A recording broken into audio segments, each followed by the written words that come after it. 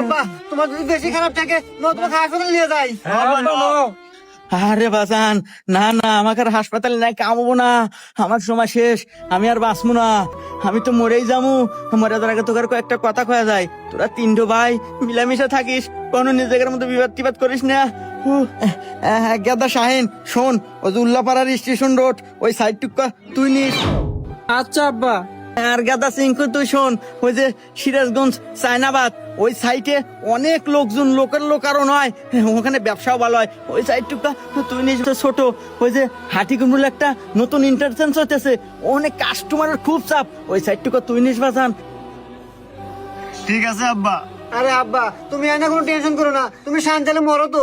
বাহ, কে রে টিঙ্কু, তোর বাপ তো অনেক ভালো মনের মানুষ রে, মরার আগে তিন বেটা সমান তার জায়গা তুমি ভাগ করে দিতেছে। এবার আবার মরতে কষ্ট হতেছে, আর কিছু জায়গা তুমি ভাগ করে দিব রে। আরে এই জেলার ভিতরে বিভিন্ন জায়গায় আবার বিক্রি হচ্ছে, এই সাইডগুলো আমাকে ভাগ করে দিতেছে। ও চোখে দেখে না কানা। তাহলে তো ভালো